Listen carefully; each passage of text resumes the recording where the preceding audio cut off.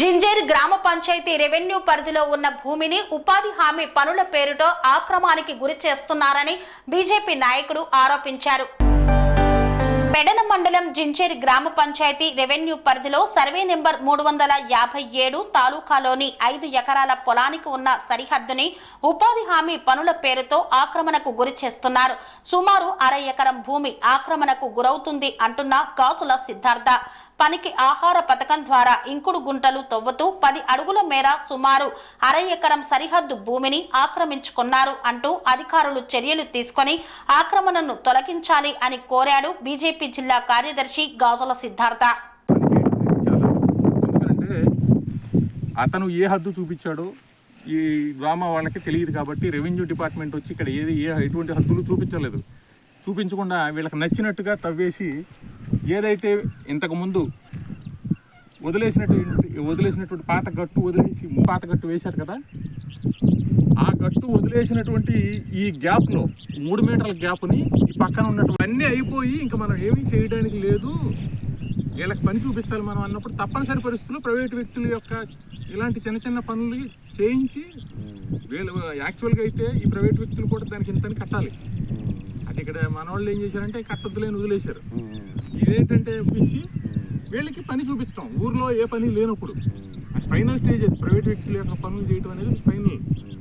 లేదంటే ఒక పని చేయొచ్చు, ఇతను పేద అతను ఇల్లు కట్టుకుంటున్నాడు, దానిలో కూలికి కూడా పెట్టచ్చు. కాకపోతే వీళ్ళు అంత పెద్ద పెద్ద పనులకి వెళ్ళరు. ఈ కొబ్బరి చెట్టు నుంచి ఈ లైన్ రావాల్సింది ఇటు పక్కనేమో అతనే వేసేసాడు, మందే స్థలం, ఇదేమో అతనిదే. అక్కడ తవ్వుకొని ఇక్కడ గట్టు వేసుకోవాలి కానీ గట్టు తీసుకొచ్చి ఇందులో వేస్తున్నాడు. సుమారుగా ఇక్కడి నుంచి అక్కడికి 3 మీటర్ల చొప్పున కనీసం 1/2 ఎకరం ఆక్రమించాడు. దీనికి వీళ్ళు సపోర్ట్ చేస్తున్నారు, పనికి ఆహార పథకం డామా వాళ్ళు సపోర్ట్ చేస్తున్నారు. ఇది పని ఆపేయమని చెప్పాం, మాది క్లియర్ అయిన తర్వాత మీరు పని చేసుకోండి, మాకు అభ్యంతరం లేదని చెప్పంటే దాన్ని ఆపకుండా వాళ్ళకి నచ్చినట్టు చేసుకుంటూ పోతున్నారు. అసలు ఎటువంటి ఇన్ఫర్మేషన్ లేకుండా, పక్క రైతుకి ఇన్ఫర్మేషన్ లేకుండా వీళ్ళు ఎలా తవ్వారు, ఎక్కడని తవ్వారు, అతనిది ఎక్కడి నుంచి ఎక్కడి వరకు ఉందని వాళ్ళు డిసైడ్ అయ్యారు. అసలు ఎలా డిసైడ్ అయ్యారు? ఫస్ట్ పబ్లిక్ ఉపయోగపడే పనులన్నీ కంప్లీట్ అయిపోయి మనకి ఇంకా చేయడానికి ఏ పని లేదన్నప్పుడు ప్రైవేట్ వ్యక్తుల యొక్క పని చేయించవచ్చు. ఇక్కడ లక్ష్యం ఏంటంటే, సెంట్రల్ గవర్నమెంట్ లక్ష్యం ఏంటంటే, కేంద్ర ప్రభుత్వం పనికి మన పని చూపించాలి, ఈ పేదవాళ్ళందరికీ పని చూపించి ఎవరికి ఆహార కొరత లేకుండా అందరూ శుభ్రంగా హ్యాపీగా 4 పూట్ల భోజనం చేయాలని ఒక మంచి ఉద్దేశంతో పెట్టింది ఇది. దీన్ని వీళ్ళు ఏం చేస్తున్నారంటే లోకల్గా రాజకీయంగా ఉపయోగించుకుని వాళ్ళకి కావాల్సిన వాళ్ళ చెరువు పనులు చేయించడం, వాళ్ళకి కావాల్సిన వేరే పనులన్నీ చేయించి చేస్తున్నారు తప్ప ఊరు డెవలప్మెంట్కి ఒక్క పని కూడా చేయట్లేదు వీళ్ళు. ఇదే పొలానికి వచ్చే బోలు ఉంది, అది పూడిపోయింది, ముందు అది తీయించవచ్చు కదా, ఆ పూడికి తీయకుండా తీసుకొచ్చి డైరెక్ట్గా ఇతని చేతితో తవ్విస్తున్నారు. ముందు చేయాల్సిన పని అది. తర్వాత ఊర్లో ఏదైనా పనులు ఉంటే అవి చేయించుకోవాలి, జంగిలీ క్లియరెన్స్తో సహా చేయించుకోవచ్చు, డ్రైన్లు చేయించుకోవచ్చు. ప్రజలకు ఉపయోగపడే పనులన్నీ అయిపోయిన తర్వాత ఇంకా ఏ పని మనం చెప్పడానికి లేదన్నప్పుడు ప్రైవేట్ వ్యక్తుల యొక్క పని చేయించవచ్చు. అది గవర్నమెంటే చూపించింది. కానీ అవేవి కంప్లీట్ చేయకుండా, ఈ కాలువలు తవ్వించకుండా, పంటలకు ఉపయోగపడే పనులు ఏమి చేయకుండా ఈ ప్రైవేట్ వ్యక్తి యొక్క ఈ పని చేయించి పక్కోడి ఆస్తులన్నీ ఆక్రమిస్తున్నారు. దానికి వీళ్ళు సపోర్ట్ చేస్తున్నారు.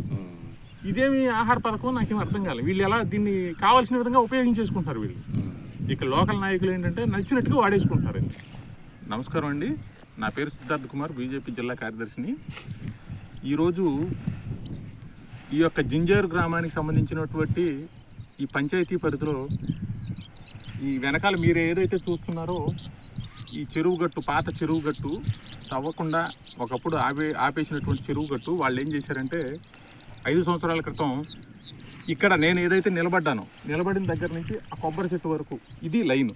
యాక్చువల్గా ఈ లైను 10 అడుగులు అంటే 3 మీటర్ల గ్యాప్ వదిలేసి ఫిషరీస్ డిపార్ట్మెంట్ లెక్క ప్రకారం 3 మీటర్ల గ్యాప్ వదిలేసి అవతల చెరువు గట్టు తవ్వుకుందామని స్టార్ట్ చేసి కొన్ని అనివార్య కారణాల వల్ల ఆపేయటం జరిగింది.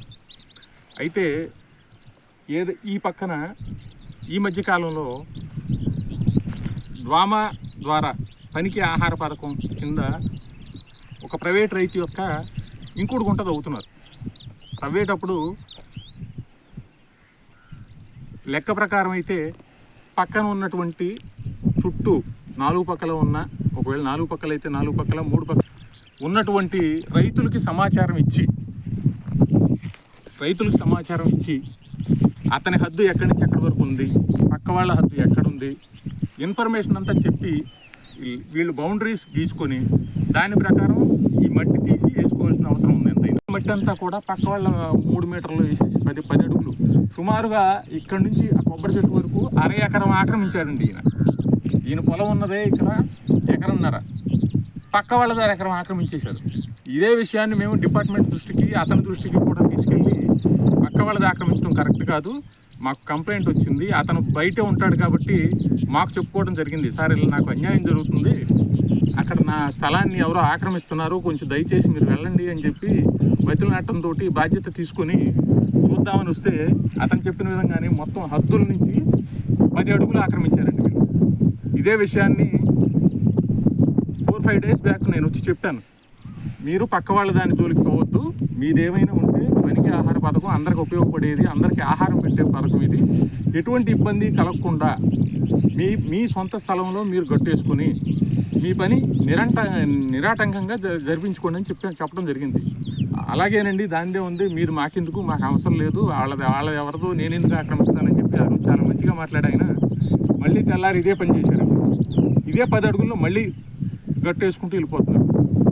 ఈ యొక్క అన్యాయాన్ని నేను డిపార్ట్మెంట్ దృష్టికి తీసుకెళ్ళడం జరిగింది. ఇలా జరుగుతుంది, అక్కడ పని ఆపండి, పక్క వాళ్ళ దానిలో వేసినటువంటి మట్టి తీయించేసి వాళ్ళ హద్దులో వాళ్ళని వేసుకోమనండి, వాళ్ళకి మాకు ఎటువంటి అభ్యంతరం లేదు, కానీ పక్క వాళ్ళని ఆక్రమించేసి దీన్ని అనవసరమైన గొడవలు సృష్టించి ఇక్కడ పని చేసిన వాళ్ళకి కూడా బిల్లు రాకుండా అయిపోతుంది అనమాట.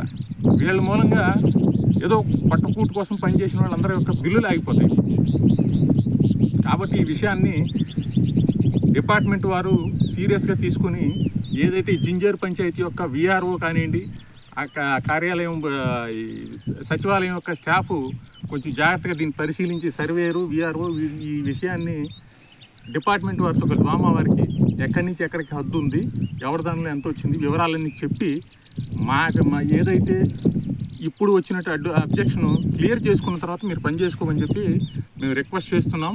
లేని పక్షంలో ఇదే విషయాన్ని డ్వామా పీడీ గారికి అలాగే కలెక్టర్ గారికి కూడా వాళ్ళ దృష్టికి తీసుకెళ్ళడం జరుగుతుంది. దయచేసి ఈ విషయాన్ని గమనించాలని చెప్పి మేము ఈ డిపార్ట్మెంట్ వారిని చిన్న విషయాన్ని చిన్నగానే క్లియర్ చేసుకుని పద్ధతిగా పక్క రైతుకి మీకు ఇబ్బంది లేకుండా సామరస్యంగా వెళ్ళాలి, అందరూ చుట్టుపక్కల వాళ్ళందరూ కలిసిమెలిసి ఉండాలనేది మా ఉద్దేశం. మేము చెప్పినా వినలేదు కాబట్టి ఈరోజు మేము ఇలాగా పబ్లిక్గా చెప్పాల్సి వస్తుంది. కాబట్టి ఈ విషయం దృష్టిలో పెట్టుకుని ఏదైతే మీరు ఆక్రమించారో అది క్లియర్ చేసి మీకు కావాల్సిన విధంగా పని చేసుకోండి. మేము వద్దనం, పక్క వాళ్ళది ఆక్రమించి మీరు పని చేయడం అనేది కరెక్ట్ పద్ధతి కాదు. ఆ కూలీల యొక్క కూలి కూడా దీని మూలంగా అబ్జెక్షన్ వచ్చి వాళ్ళ కూలి కూడా అందకుండా అయిపోద్ది కాబట్టి బిల్లులు అవ్వవు. కాబట్టి ఈ విషయాన్ని దృష్టిలో పెట్టుకుని అందరి మంచి దృష్ట్యా ఈ విషయాన్ని క్లియర్ చేసిన తర్వాత మాత్రమే పని చేసుకోవాలని చెప్పి మేము కోరుతున్నాం. కని విని ఎరగని రీతిలో మీ ఇంట జరిగే వేడుకలకు అందమైన వేదిక శ్రీ లక్ష్మి బ్యాంకెట్ హాల్.